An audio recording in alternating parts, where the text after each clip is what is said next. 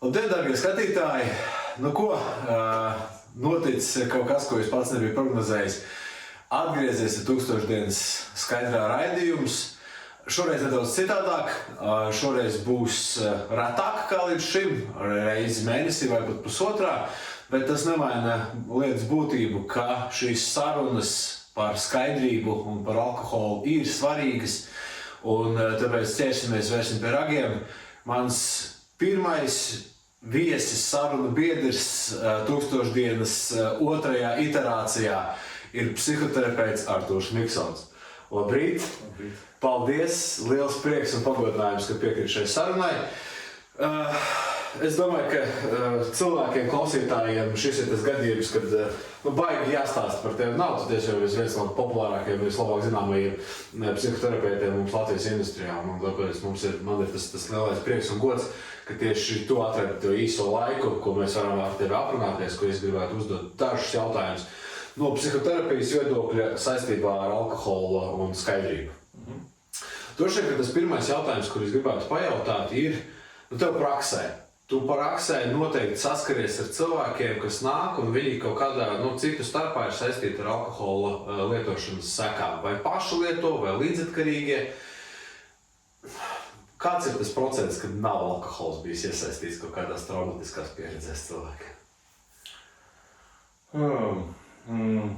Es domāju, ka noteikti man ir kaut kāds specifisks burbulis, tomēr, kas pie manis nonāk ar to domājot, ka, noteikti es pieļauju no narkologiem pats par sevi, tas ir lielākā daļa pacientu, ko viņi strādā psihiatri lokā, es pieļauju, varbūt arī viņi varētu būt biežāk.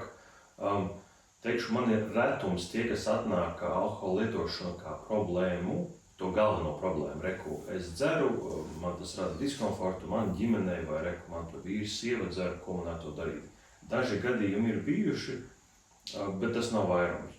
Biežāk nākas novērot, ka viņi atnāk pie psihoterapeita ar pilnīgi citu problēmu, vai tas ir kaut kas viņiem tur ir depresija vai trauksme, izdegšana, attiecību problēmas, krīzes kaut kādas, un tad vizīšu gaitā atklājās, ka vai nu ir bijis dzeršanas periods dzīvē kaut kad, vai viņi tā kā iedzer tagad, bet tas gluži nekvalificētos kā alkoholisms, dažiem pat kvalificējās, bet viņi tā to nesauc. Vai, izrādās, ka, kāds tuvinieks, gribas teikt, tādā tuvākā esošā ģimenē runāja par vīru un sievu, dzer. Bet jāsaka, tā kā mēs kā psihoterapeiti ievācam detalizēt visu to ģimenes vēsturi, tad, man jāatdis tādas konkrētas statistikas nav, bet brīžiem ir tāda sajūta, ka katram otrajam vai trešajam ir mamma vai tētis, kurš dzēris. Ir pārsvarā jāatzīst vīriešu grupa, tā ir, kur, un arī ļoti dažādi. Vairums tie stāsti ir tādi, ka kaut kad tētis dzēra, kad tas pacients atnāk un stāsta, ka viņiem bija 2-3 gadi līdz pacientam ir kaut kādi 13, 15 gadi, tad kaut kā 10 līdz 15, 20 gadu garumā tētis dzer. Un tad, tā kā viņi bieži vien pacienti atnāk, viņam jau ir pie 25, 30, tad tas stāsts ir tāds, ka tētis vairs nedzer, mamma vairs nedzer. Vai šādi tad varbūt tur kaut ko norājās, bet pēc būtības viņi tā kā nedzer. Tad, protams, ir kaut kādu skumjāku stāstu, kur tētis vai mamma ir dzēruši, un ar to tā dzīve arī ir beigusies. Kad viņi jau, ļoti jauni paši ir tie pacienti bijuši. Vai manā praksē retāki gadījumi ir, kad tētis vai mamma dzer joprojām? Tādi ir.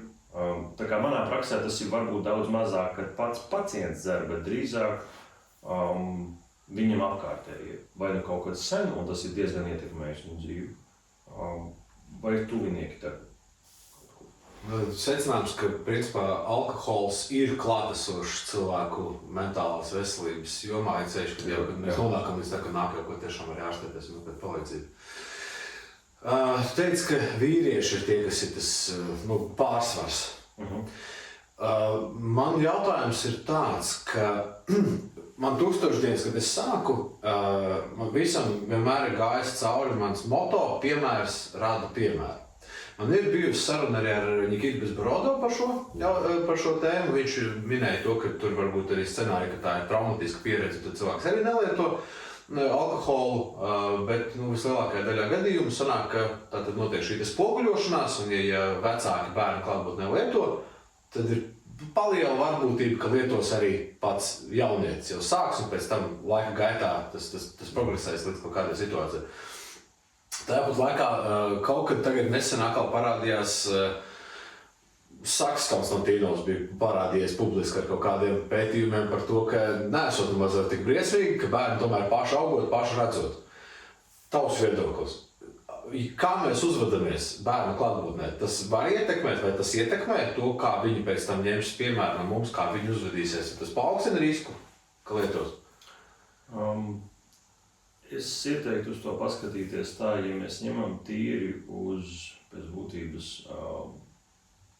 pakāpšos apkārt, teiksim tā, ir drīzāk jāpaskatās uz to, kā mēs vispār skatāmies alkohola lietošanu. Daudzos gadījumos, un tā tas arī būs, lai cilvēki nepārprot man klausoties, ka tā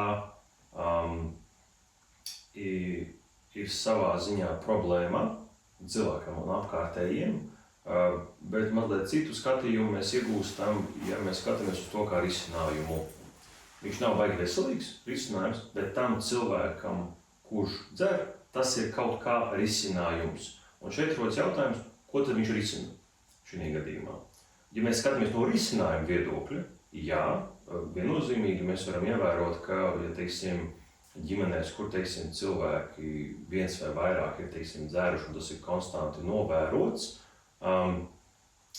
mēs nekad nezināsim, kā bērns to interpretēs. Viņš to var interpretēt tā, ka dzeršana tiek normalizēta. Un tad tas paradoks, kas izveidojās vienā brīdī, ir, kad pieņemsim, ir tādi pacienti bijuši, kur teiksim, tēvs ir smagi dzēris, tā ka plostojas konstanti, par laimi nav bijis vardarbīgs ne pret šo te pacientu vai teiksim, mammu vai teiksim, pacientu brāļiem, bet viņš teiksim, tur ir ārdījis māju ārā, nezinu, tur sitis kaut kāds mēbeles, plēsis, lidinājis objektu gaisu mēram, tur, kas tāpat ir gana vardarbīgi, visa tā vide kā tāda. Un tāpēc tas atstājas uz viņu lielu iespēju. Viņš pats neplosto, bet, teiksim, tā kā mēs tā godīgi līdz vienai sargai nonācām, tad kaut kāda vairāk posma dzīvē, ne tikai 13, 14 gadu vecumā, kad eksperimentē, ir bijuši tādi, ka viņš, nezinu, kaut kāds ceturtdienas līdz svētdienai var iet tusēt un iedzert, un līdz pat rītam normāli patusēt, tad nākamā dienā, protams, atpūsties vai, nezinu, strādāt ir bijis pagrot. Viņam jautājot, vai tas ir kaut kas līdzīgs, viņš, protams, saka nē, un var saprast, kāpēc viņš saka nē.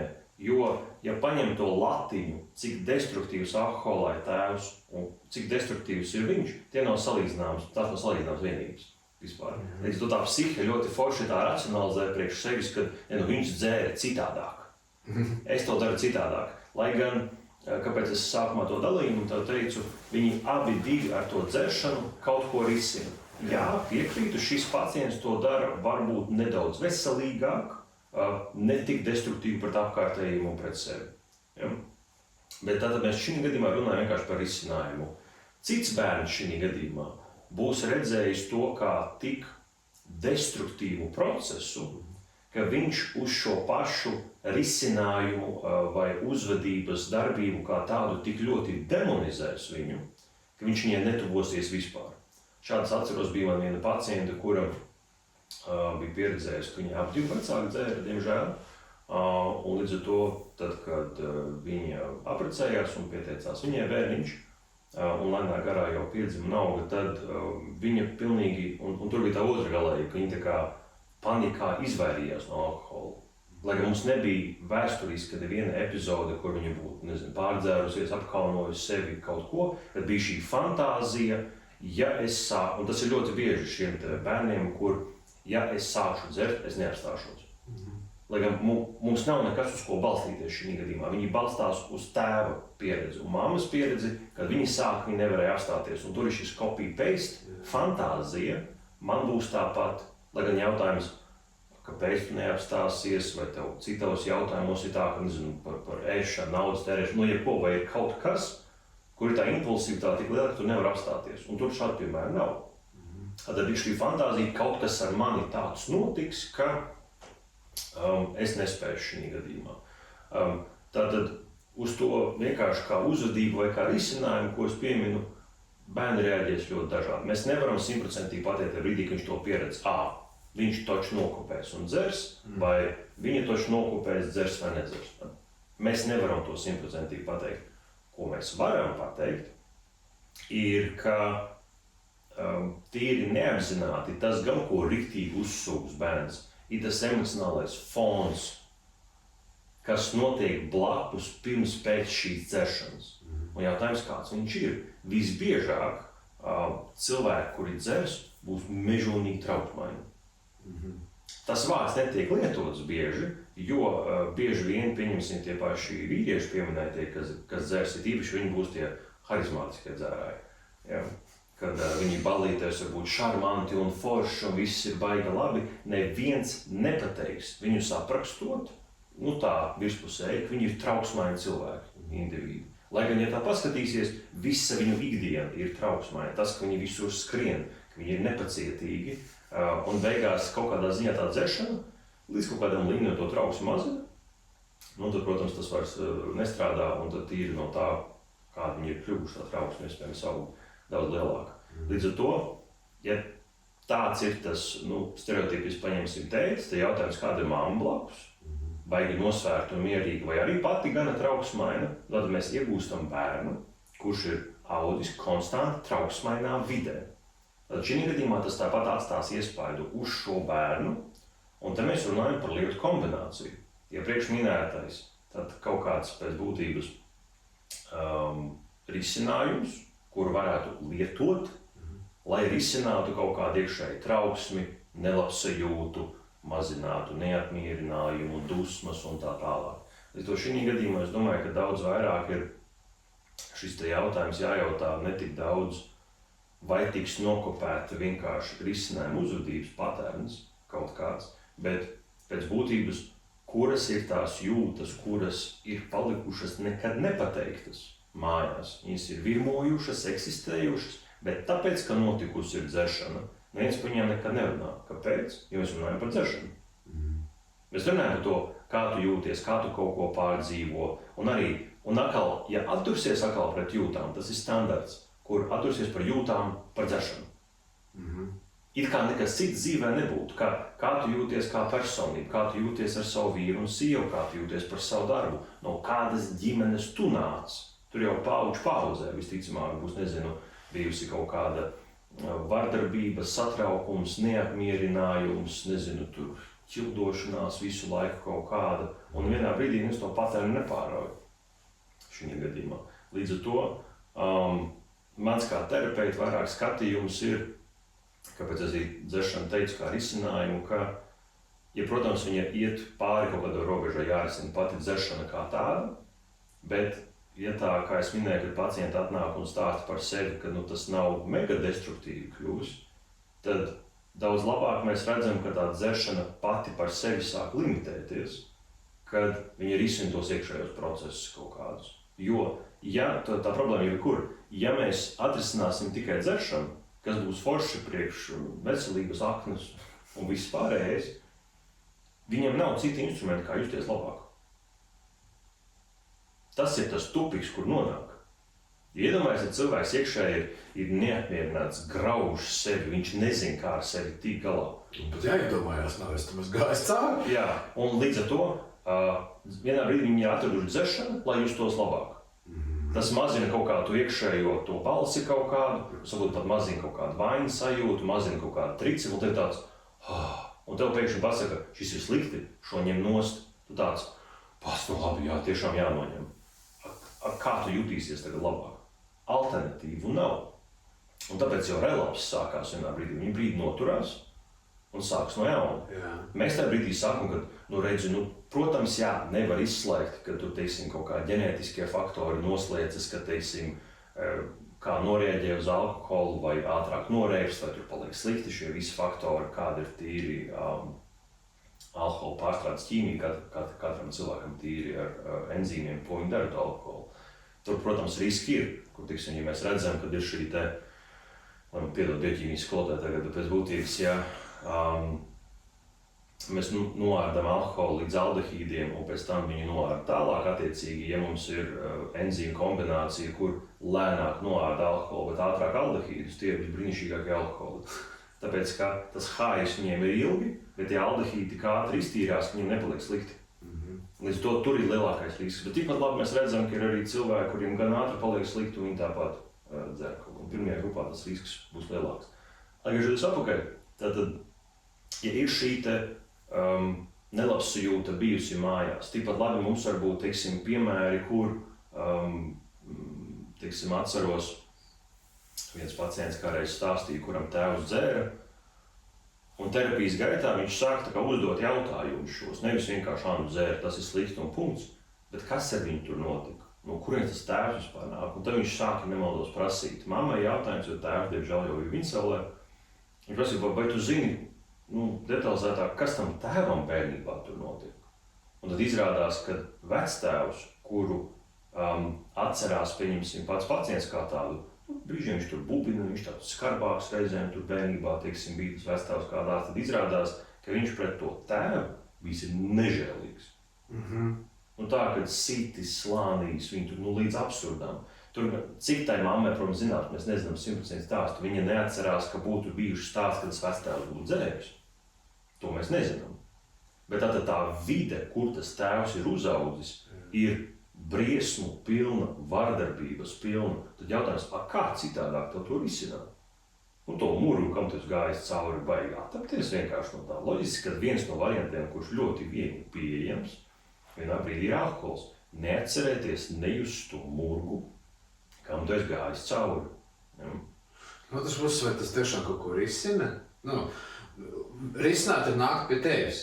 Tas risinājums. Risināt var iet, ka tur garīgajās praksēs, meditācijās, meklēt dažādu veidu palīdzības, kaut vai sportam nodoties un tādā veidā. Vai tiešām alkohols ir risinājums? Jo alkohols kā depresants. Vai tu viņš baigi palīdz? Tāda man ir, teiksim, problēma, kuru es gribu risināt. Jā, uz to brīdi, kad ir tas reibums, šī problēma man nešķiet tik aktuāla. Nē, tā, ka es to problēmu atrisinātu. Taisnība, bet tas nebūs labs salīdzinājums, ko es tagad teiktu, bet tas ir līdzīgi, kad uzdevu jautājumu, pirmā analoģija prātā ienāca, ka, teiksim, tu esi izsalcis, tev gribas ēst. Jā, turpinam. Tu esi izsalcis un tev gribas ēst, un tev ir vairāk varianti risināt šo situāciju. Tu vari aiziet un pārēst normāli, nezinu, kartupeļus, rīsus, vistiņus, salātus un varbūt auglīšu bļodu, vai varētu ot maķīti. Kad, vai tas ir labākais risinājums tavam izsalkumam, vai tu vari apēst pēc būtības 3 šokolādes tāfelītes. Tu uzņemsi mežonīgas kalorijas, vai tas ilgtermiņā mazinās sāta sajūtu? Nē, tu uz to brīdī viņu nositīs un viss. Šis nav labāka analoģija, tāpēc, kas neņem fonu, pieņemsim kaut kādu, Bet ja mēs šī gadījumā ieliekam tajā visā vienā domā, ka tev pieņemsim vēl kaut kādas zarnteru problēmas, nezinu, gastrīti, vēl kaut kas, nezinu, kaut kāda sensitivitāte, kaut kāda, tas nepalīdzēs šajā situācijā. Līdz ar to vārds risinājums varbūt nav tas labākais, bet man tā ideja ir tāda, ka tas cilvēks risina priekš sevis kaut ko. Viņš mēģina justies labāk šajā gadījumā. Tas coping mehānisms. Jā, tas ir viņa coping, precīzi, šis pat ir labāks vārds, jo coping mehānismi vienmēr ir veselīgi. Visi. Mēs vēlamies, lai mums pašiem un cilvēki, kuri, teiksim, nāk terapijā vai kaut kā sevi maina, ka tās coping stratēģijas vai mehānismi būtu veselīgāki, viņi būtu konstruktīvāki priekš viņiem pašiem, bet nevienmēr tā būs šajā gadījumā. Līdz ar to tur ir ļoti daudzām lietām jāaiziet cauri cilvēkam, kurš dzer. Numur 1 par to, ka atzīt, ka tā ir kaut kādā veidā viņam problēma, tas ir numur 1, Numur 2 ir kaut kādā ziņā atzīt, ka tas kaut kad bijis ir normalizēts. Vai ne šī paša cilvēka dzeršana vai dzeršana, ko viņš, teiksim, kaut kur redzējis ir, ka tas atstāja kaut kādas sekas uz šo pašu cilvēku. Es kaut kad pēdējos gados tikai iepriekš kaut kā par to terminu neaizdomājos, un pats pēdējā laikā es šur tur pacientus arī palaboju un arī kaut kur paziņu lokā, teiksim, laboju terminu, kad man vispār liekas absurds termins funkcionējošs alkoholiķis. Man ir viedoklis par šo. Funkcionējošs alkoholiķis, tas ir lietotāju pašu izdomāts vainu mīkstinošs termins, kur principā viņi izmanto, lai neatzītu vienkārši tieši sejā, ka viņš ir alkoholiķis, ka viņš dzer, viņš kontrolē. Es esmu alkoholiķis, bet es kontrolēju. Es esmu narkomāns, bet es kontrolēju. Līdz ar to, bet arī šādi kaut vai termini nepalīdz tai situācijai. Es domāju, tev tas, ka tu prasīji tīri par to sabiedrības grupu, kas nāk un kas notiek. Mums sabiedrībā kā tādā alkohola dzeršana, tas ir, tāpat ir norma nekā nedzeršana. Tas ir tas paradoks.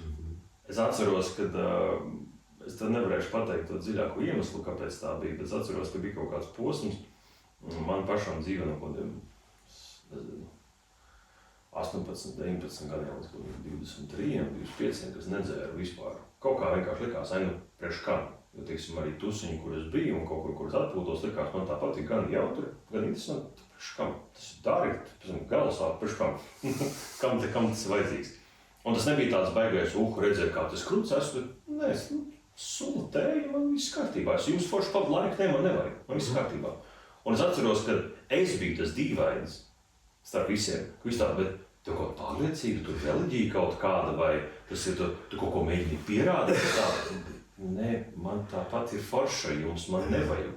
Viss ok, ka jūs dzerat, un es nevienu nenosodīju nekad, tomēr redzu, kāpēc jūs nevarat nedzert.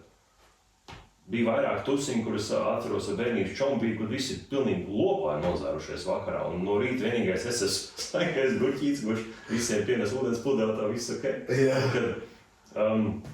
Bet tādā laiku, teiksim, kaut kādā brīdī es kaut ko atkal atsāku, teiksim, tur varbūt kāda vīna glāze, kāds kokteils, vēl kaut kas, un sapratu, ka priekš manis tā īsti nekad dzīvē nav bijusi problēma, nezinu, tur dzert vai nedzert par laimi. Jā, es vienkārši atceros, ka normalizēta tiek dzeršana kā tāda, ka kā tad būs, nezinu, Jāņi bez alus un dzeršanas, jā, kā, teiksim, būs kaut kāda dzimšanas diena bez kaut kādas kastes ar alkoholu. Nezinu, atceros kaut kādi izbraucieni, nezinu, ekskursijās apmēram vai vēl, nezinu, kaut kur, beigās sēdē bez alkohola, kas tāda ekskursija, ja? Tas ir kaut kādas sistēmas, kaut kādi rituāli, kur tas ir normalizēts, un es teikšu, ja tas ir kaut kādu posmu dzīvē, tas beidzās, viss ir ok. Ja tas būtu kaut kāds tiešām rituāls, kam tu ej cauri, bet tur jau problēma ir tāda, ka apakšā, tāpēc es nodalīju. Viens ir kā risinājums, bet otrs ir šie patiesie cēloņu faktori. Jo bieži vien, ja mēs vienīgo cēloņu faktoru paņemam, viņam ir tieksme dzert, tur ģenētika, tētis, māma dzēra, viņš arī, mēs pilnībā ignorējam problēmu. Jo arī tā māma tētis nedzēra dēļ tā, ka viņiem bija slikta ģenētika. Vienkārši tā nav. Bet kamēr šī doma eksistē, mēs nerunājam par tiem pārējiem sāpīgajiem jautājumiem. Un turpinam fokusēties visu laiku uz šo lielo būvu istabā. Jā. Pie manis kā pie atkarību konsultanta nāk cilvēki, un es esmu līdz šim novērojis, ar narkologiem parunājis, un es esmu novērojis to, ka viņi visi lielā mērā nāk ar vienotu, tā kā tu vizuāli pirmo redzamo situāciju, kopīgo. Viņi visi nāk no šķirtām vai salauztām mājām, no šķirtām ģimenēm. Tad tēvs vai nu dzēra, vai nu nebija klātesošs, turpat arī mammas dzēršanas kaut kur parādās, bet vienmēr ir sākums ir meklējums tajā vidē no kāds. Jo man nav bijis neviens pats gadījums, kurš atnāk pie manis un klausies, mani problēma, piemēram, ar alkoholu lietošanu, es nāku no ticīgas ģimenes, mamma teica, man mīlēja, vai ne, viss bija kārtībā, man apmaksāja skolu, es varēju sportot, un it kā tāda no labvēlīgas vidas. Vienmēr šie gadījumi nāk no tās vidas, kas jau sākotnēji ir bijusi salauzta. Un tagad tu saki, tad ir jāmeklē, protams, kā arī viņi dzēra savu iemeslu dēļ, un pirms tam arī dzēra savu iemeslu dēļ. Kur varētu būt meklējums šis te atbalsts? Cik tālu cilvēkam ir jārok? Lai viņš saprastu, tāpēc dzēru vecvecāki, tāpēc man vecāki dzēra, tāpēc dzēru potenciāli es, bet man tā nav vairs jādara. Kur tas klikšķis varētu būt cilvēkam? Savā ziņā tu jau tikko pats arī atbildēji kaut kādā ziņā uz to, ka sasaistot kopā to, ko es pirms mirklīši teicu par to, vai tu saskati to kā problēmu, tas ir normalizēts, vai tu atpazīsti, ka vispār šis nodara tev kaut kādu kaitējumu, un tad attiecīgi vai tev pietiek prefrontālās garozas spēka, lai kaut ko mainītu šī gadījumā. Ja tu, teiksim, saproti, ka šī problēma, tas obligāti nenozīmē, ka tu kaut ko mainīsi, bet ir iespēja, ka tu varbūt gribi kā reizi, kā tu saki, šo pēctecību vai ciklu pārtraukt. Katram jau ir šī iespēja pēc būtības to izdarīt. Es nesaku nekādā veidā to tā viegli, ka tas, reku izlēma un notika. Nē, tas dažiem cilvēkiem būs nežēlīgs darbs. Es atceros, man bija tāda ļoti svētīga saruna, jo kaut kur ģimenes lokā, teiksim, arī visādi zinām cilvēki ir bijuši, kur tu visu dzīvi zināja, ka viņi dzēra, un daži cilvēki, kas tikai pieaugušā vecumā uzzināja, ka vispār viņi tur izrādās ir dzēruši. Man, kam bērnībā likās, ka viņi tiešām. Un tad tu redzi to skopu, cik daudz patiesībā tie cilvēki ir. Un man bija tāda svētīga saruna ar vienu onkuli, tur kādreiz jau pieaugušā vecumā aizbraucot pie viņa ciemos, sēžam ārā uz lievnīšu, dzeram tēju, pīpējam cigārus. Es viņam saku, klausies, es zinu to informāciju par to, ka tu savulaik dzēri. Es drīkstu tev pajautāt, kāpēc vai kā tas tā bija, un viņš tagad nedzer jau pēdējos 30 gadus. 20. Tur tiešām tā, ka turās un mainīs to dzīvi, bet saprotu, ir bijis posms, kur viņš ir pamodies grāvjos, gan arī zaudējis sievu, bērnus, biznesu, visu. Gadi jau pagājuši, protams, ka es par to varu runāt. Numur viens Artur, man bija jāatzīst, ka es esmu alkoholiķis. Man bija gadu 10, kur es sev to neatzinu. Es sev iestāstīju, ka es visu kontrolēju, viss ir kārtībā, ko jūs man te visu piesējāties. Un tikai tad, kad es sapratu, ka es tāds esmu, tikai tad es varēju sākt ko mainīt. Un tad viņš sāk stāstīt, kā viņš tur visam gājis cauri, cik reizes atkal kritieni bijuši ir atpakaļ. Likās tik patiesi, ka viņš saka, ka viņš saka, es tev neliekšu. Man šobrīd ir pat naktis, kur es pamostos no sapņa, kur man liekas, ka es daru šņāpu, ka es pilnīgi kaklā viņu sev leju. Es pilnīgi jūtu to garšu mutē. Un tad es varēju iztēloties, kā tas viņam ir katru dienu. Vispār. Jā, viņš, protams, ir atradis kaut kā citus veidus, kā justies labāk, bet tā tad ir šī transformācija viņam, teiksim, kaut kāda notikusi. Un tad es viņam prasīju par mūsu kopējām paziņām. Es saku, kā tev šķiet, kāpēc viņi? Viņi ir mēģinājuši, nav mēģinājuši. Saku, Artur, ļoti vienkārši, viņi nekad nav atzinuši, ka viņi dzer. Un tad es sāku likt kopā, jā, jo tajās reizēs, ka viņiem kaut kā tas ir norādīts vai komentēts, tur neviens īsti šī gadījumā to neattīst. Bet tā otra lieta, ko es no tās sarunas paņēmu, varbūt viņš negribēja stāstīt tās detaļas, ko es pilnībā respektēju, bet viņš nekādu baigo pagātnes saikni man neizstāstīja. Viņš izstāstīja, ka tur, teiksim, viņam ģimenē arī kaut kāda atkal vairāk dzēruši kaut, bet atkal viss saistībā ar alkoholu tikai. Tad nevis, zini, man tur bija tāda bērnība vai šis vai tas, lai gan es zinu, ka viņš tur ir gājis gan Minnesotās, gan visu kaut ko citu. Bet dienas beigās, protams, kā terapeitam vienā brīdī iesērās tā doma, kā viņš tā nezina. Tur varbūt viņš man nestāsta, bet tad no otras puses bija tāds, kāda starpība. Ja viņš ir savu dzīvi mainījis, un viņš ir šobrīd pieejams saviem bērniem, mazbērniem, cik zinu ar sievu, plus mīnus labas attiecības, es gan nezinu, kas, protams, mājās notiek, bet pieļauju, ka labāk nekā, ka viņš iepriekš dzēra visu laiku. Tātad es domāju, ka tas klikšķis var būt dažāds. Vienam cilvēkam tas iespējams būs tas, ko mēs runājam, ka viņi sapratīs to ļoti dziļo fonu, ko dzeršana ir risinājusi vai mēģinājusi risināt kaut kādā brīdī, un viņi to atrisina. Es tieku labāk galā, teiksim, ar savām izjūtām vislabāk, nezinu, kaut kādas robežas novelk. Es, teiksim, saprotu, ka, teiksim, attiecības, kurās es esmu, varbūt nav man vispār. Un es nespēju sev to akceptēt un pieņemt, cik enties tāds šitie nav bijuši, kur, nezinu, tur sieva mājās to vīru visu laiku zāļē, tāpēc, ka viņš dzer, bet patiesībā, ka to vīru parunā, viņš to sievu samērš kopā nav gribējis būt. Bet viņam kaut kā nav bijusi iekšējā kapacitāte pateikt sev, nē, es eju projām no šī. Un nevis tāpēc, ka viņi zāļē arī, bet tāpēc, ka, mums nav vairāk par ceļam. Mūsdienās varbūt cilvēki bijuši vairāk, ko to aizdomāsies. Senākos laikos, kad nevarēja tā pa labu, pa kreisi tās attiecības mainīt, es pieļauju vēl tas kā papildus faktors bija, kurš tagad pats iešu, kur es kādu atradīšu, reku man jau 45-50.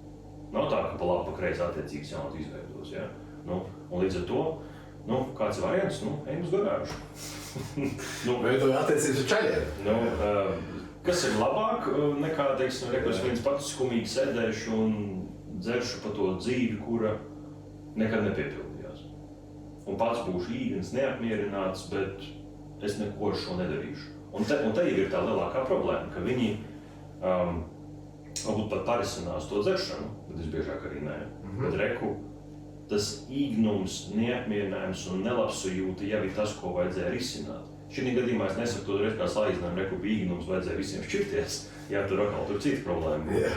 Bet uzdot to jautājumu kaut kādā ziņā. Un savā ziņā man ir žēl par to, ka mums vēsturiski sabiedrībā ir bijis, kad terapeiti kā tādi tikai pār par 100 gadiem vispār eksistējuši, ir kaut kā pirms tam ir bijuši citi terapeiti ekvivalenti. Ja? Nezinu, vai tie ir bijuši mācītāji, vai tās bijuši kaut kāds atbalsta personas, vai tie bijuši kaut kādi mentori, vai, nezinu, ģimenes gudrie, viedie kaut kādi vīri un dāmas, ja? Bet tad vienkārši nebija to zināšanu.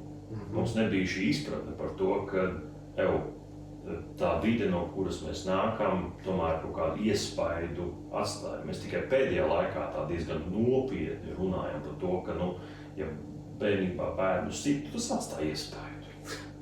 Jā, liekas ir kā tā absurdi, ka par to ir jārunā, bet no otras puses ir saprotami, ka par to ir jārunā. Tas ir gadus simtiem bijis. Un mums tagad gaidīt, reku mēs atnācām, baigi gudri pateicām, vardarbība, lieciet mierā, tas ir iekodēts cilvēkiem.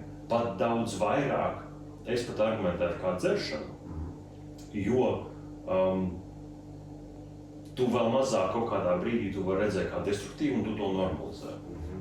Jo tur tās gradācijas vēl izteiktākas. Teiksim, ja man tur, nezinu, tētis ārdījās sit, nezinu, beisbola nūjos, tas, ka es pāršreiz bērnam uzšauju pa galvu vai pa tīpēm, kas tas ir? Beisbola nūja ir kur un kur es esmu? Salīdzinoši.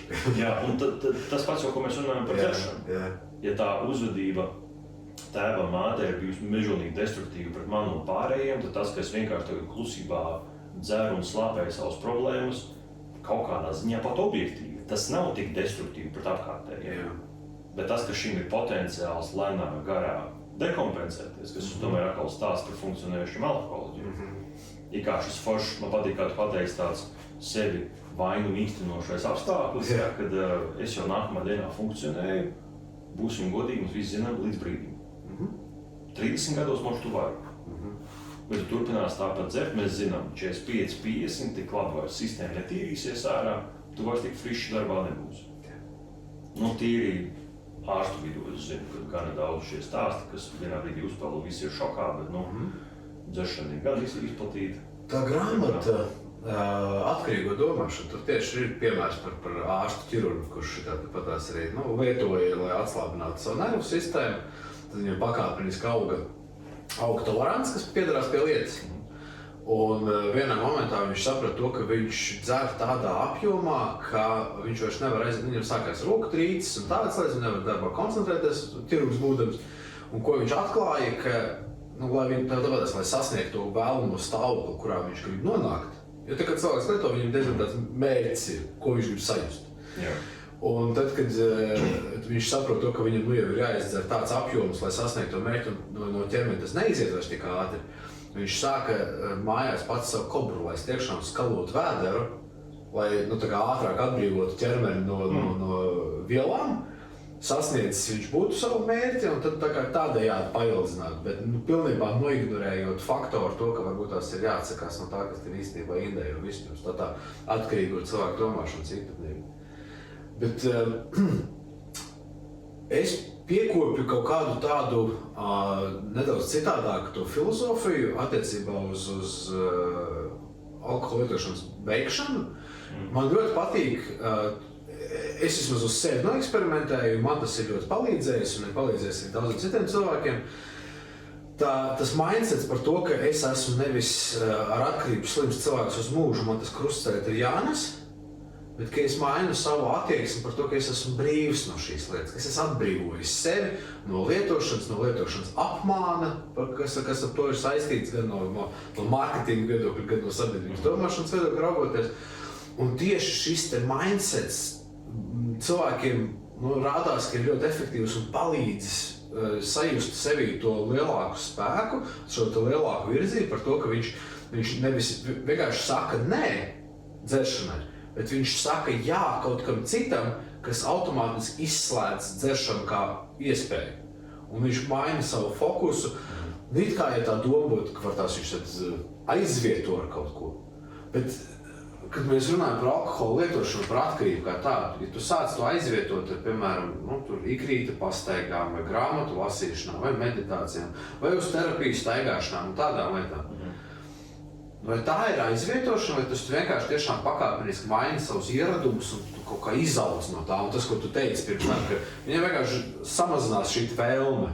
Dabiski samazinās vēlme tiekties pēc alkohola, lietot alkoholu, tikai dabiski viņam sakārtojas mehānisms, tad dabiskā brīvā ceļa. Es domāju, tur ir jautājums par to, kaut kādā ziņā, risks pastāv, respektīvi, vai paralēli šai pozitīvai izmaiņai, dinamika, ko tu aprakstīji, arī seko līdz kaut kādu pašrefleksiju. Ja pašrefleksija neseko, bet vismaz veselīga dinamikā tas izmainās, pastāv risks, ka cilvēks tajā jaunajā vietā, kur viņš ir nonācis, viņš to haju atrod. Un tad mēs ļoti bieži redzam, tas mazāk es esmu dzirdējis pie dzeršanas, bet, teiksim, dzirdējis un redzējis piemērus, kur ir narkotiku lietotāji. Viņi atsakās no šiem narkotikām un atrod kaut ko citādāk. Un tad, teiksim, ir ultramaratonu skrējēji, vēl nezinu, kaut kādi mežonīgi sportisti, vēl kaut kas, viņi dabū vienkārši tos endorfīnus un dopamīnu tajā brīdī no tā sporta. Un neko citu to problēmu, kas dzīvē eksistē, viņi nemaina. Un līdz ar to savā ziņā, lai gan sports veselīgāk nekā dzert, viņš vienā brīdī var sākt kļūt traumatisks viņiem. Tāpēc, ka tieši tā kā saka, viņi ir līmenis, ko viņš grib sasniegt, lai kaut kā justos. Lai gan tagad tu teici par to, ko viņš dzer un grib kaut ko sasniegt, man kontradoma galvā bija par to, ka ir vienlaicīgi tas, ko tu saki, un paralēli viens otru neizslēdz, viņš grib sasniegt līmeni, kur viņš kādreiz kaut ko nejūt. Jā. Un viņiem vajag šo sweet spot tādu atrast, domāju, es vairāk lietos virzienā kaut ko nejust, un ja nejūtot, viņš var justies patīkamā airumā, superīga kombinācija. Ja? Bet, protams, vienā brīdī, tie svari sāk svārstīties, ka tu nevari sasniegt to, ka tu nejūti, tāpēc vajag dzert vairāk, un ja tu sāc dzert vairāk, tad jau sākās nelabsajūta. Ja? Kā šis te nelaiķis, šis Džordžs Karlins komiķis teica, ka viņš gan vairāk bija aizrāvies ar kaut kādu marihuānas smēķēšanu, bet arī stāstīja, ka viņam draugu, kas lietoja narkotikas, viņš to nekādīgi nenosodīja, bet teica, ka tā ir tāda balanss starp baudu un indi.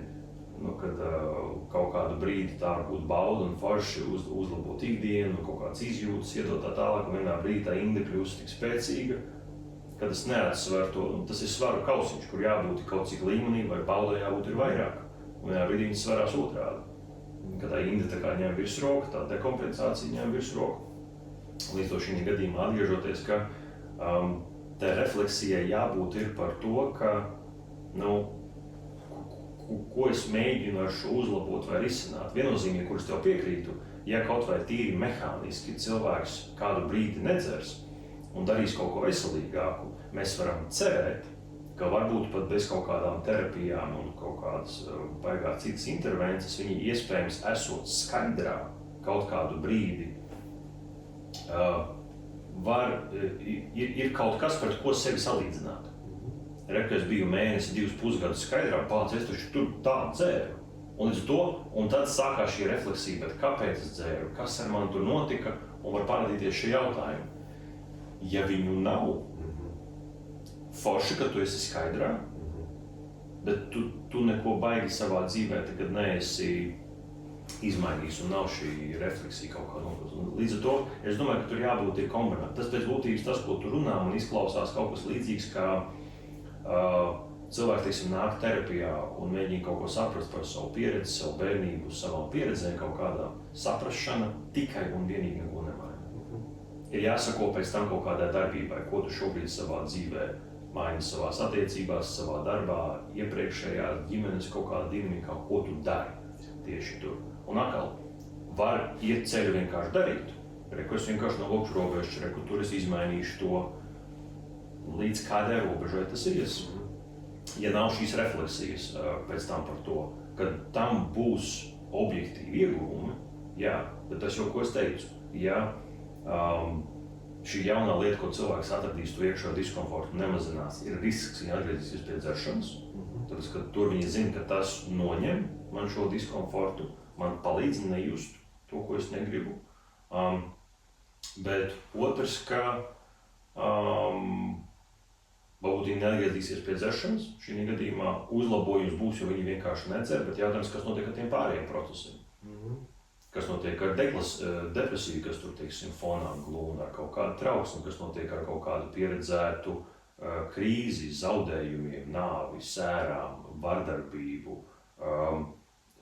Vārds, kuru mēs baigi neminam, bet man ļoti patika kolēģa skaidrojums par Minnesotas grupām, kur es atceros kaut kādu laiku atpakaļ, man vienmēr pašam nenoliekšu bija tāds aizspriedums, nafigam tas Dievs te pīc iekšā visu laiku tur, ja?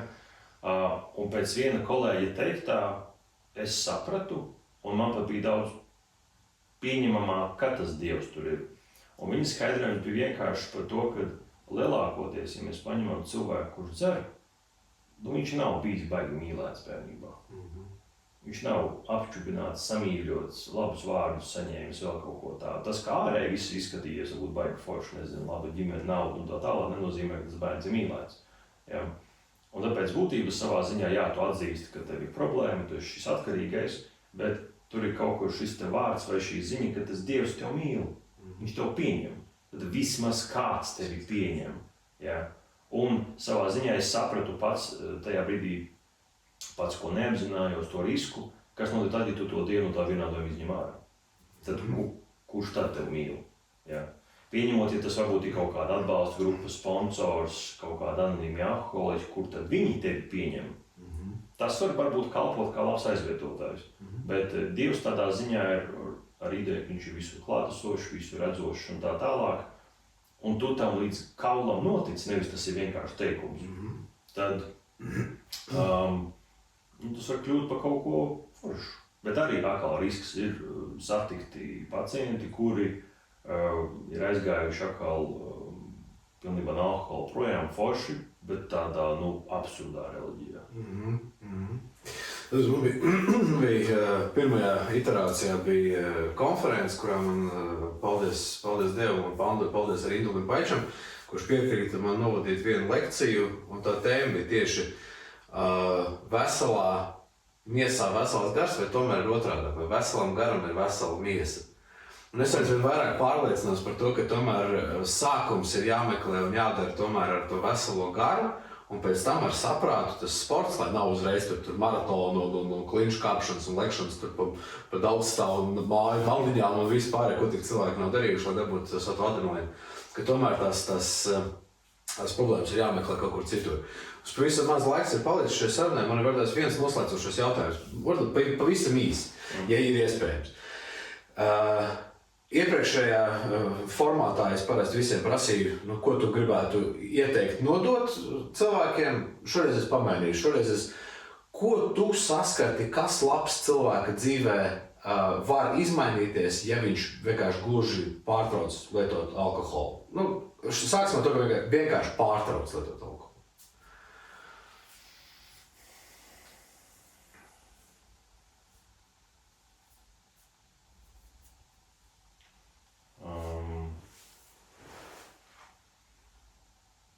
Es neatcerēšos precīzi to citātu, bet atceros, bija interesanti sarunas, klausījos ar tāds savulaik raidījums 90. sākumā ar Jackass, ar Johnny Knoxville, Steve un tā tālāk, un, protams, viņi tur visi ir kaut ko lietojuši. Un tas Steve jau tagad pieaugušā vecumā par vielu atkarību saka, ka tu to pašu pēc būtības, ka nevis alkohola lietošana ir tā kā slimība, bet tas ir tā kā slimības ārstēšana. Un ka tajā brīdī, kad cilvēks tā kā beidz dzert, ka vienlaicīgi viņš nav tik labi un tik slikti jūties nekad savā dzīvē. No vienas puses tu beidz dzert ir labi, bet tu tikai tad saproti, cik patiesībā slikti tu jūties. Nevis tāpēc, ka tu esi nodzēris tur gadus un viss šī vainas izjūt un tālāk, tas arī. Bet es teiktu, ka cilvēkam beidzot dzert, tas varbūt neskanēs kā kaut kāds labais punkts no manas puses, bet kā terapeitam es teiktu, varbūt tu iedosi sev iespēju beidzot sajust, kas patiesībā ar tev notiek. Jo kamēr tu dzer, tas ir tā kā, konstants zvana anestēzijas būtu, jā, kur vienā brīdī sāk to diezgan darīt pāri. Ka saprast, ko tad tu jūti, kas no tevis tur nāk ārā. Tas noteikti nebūs nekas patīkams sākumā. Bet pieredze kaut kā rāda, ka ar gan daudz darbu, ar mežonīgu atbalstu no apkārtējiem, vai tas ir terapeits, sociālais loks, kaimiņš vienalga. Bet, protams, ir jautājumi, kur biežāk varēs tikai terapeits palīdzēt, ja tie būs kaut kā ļoti sasāpējušies, ļoti smagas bērnības traumas. Ka sajūtot šīs lietas pretēji tam, kā tas cilvēks domā, viņam kļūs ar laiku labāk. Lai gan īstermiņa domāšana saprotami ir, ka, ja es sajutīšu, man kļūs sliktāk. Un tad tas kontrarguments man šī gadījumā, ka pēc būtības jau tu kā reiz mēģinot nejust un dzerot, es padarīju to dzīvi sliktāk. Un tur ir tas maģiskais aplis, kur mēs nonākam. Lai gan dodot sev iespēju kaut ko sajust, jā, ir riski, ka tas varētu būt ļoti sāpīgi, bet ilgtermiņā potenciāli tu ieraudzīsi kaut ko tādu, no kā tu varbūt esi mucis 40 gadus. Jā. Kaut kā tā. Paldies tev! Paldies par šo sarunu! Paldies arī jums, darbie skatītāji! Tiksimies droši vien pēc kāda mēneša vai pusotra. Šis bija burvīgi, bagātinoši, piepildoši, es ceru, ka arī jums. Un esat skaidrā, kā jau es vienmēr esmu aicinājis, pamēģiniet, nekas slikts no tā baigi nenotiks. Paldies un tā! Paldies!